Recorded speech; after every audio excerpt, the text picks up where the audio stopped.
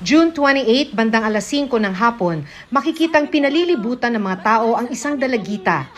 Itatago namin siya sa pangalang Hazel, 16 na taong gulang.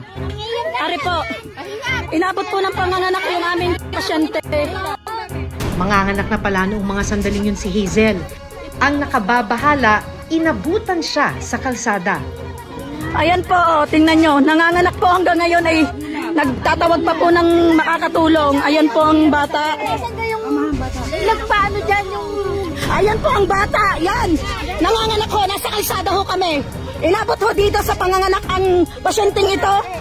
Nilagyan lang siya ng karton bilang pansapin at tinakpan ng kumot habang nanganganak. Matapos ang ilang minutong pag-ire,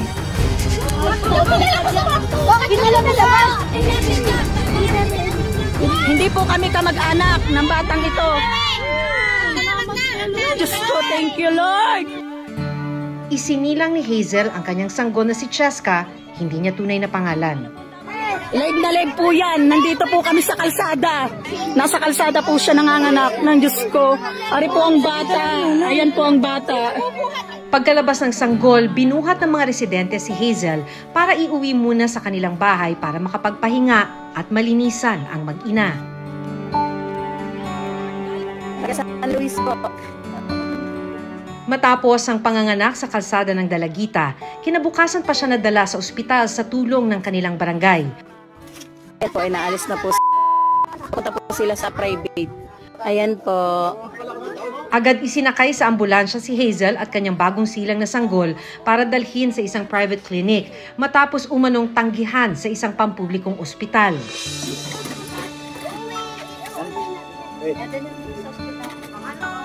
Maraming salamat po. Maraming salamat po sa pagtugon niyong pagtulong.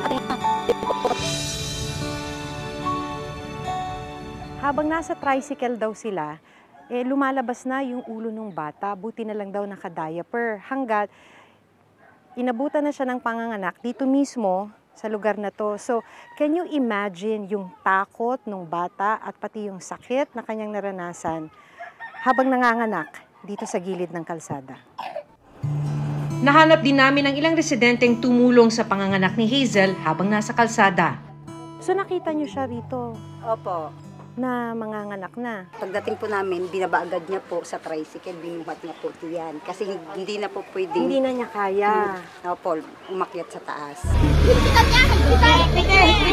Ayan po. Kwento ni Sheila, inakala nilang patay na ang sanggol dahil nangingitim na ang ulo at hindi humihinga ang sanggol matapos mailuwal ni Hazel.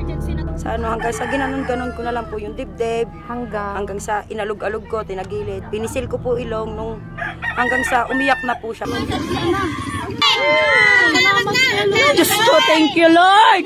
Parang doon po kami nabuhayan nung narinig po namin na umiyak yung bata. So, hindi umiiyak yung bata Opo, nung lumabas? makalabas po, hindi po agad umiyak. Inalog-alog ko po hanggang sa inano ko po yung bunganga, pinisil ko po yung ilong, para lang po umiyak yung baby. Siguro kung natagalan pa po ng mga kalahating oras, ganyan siguro po, ang batang yon patay na po.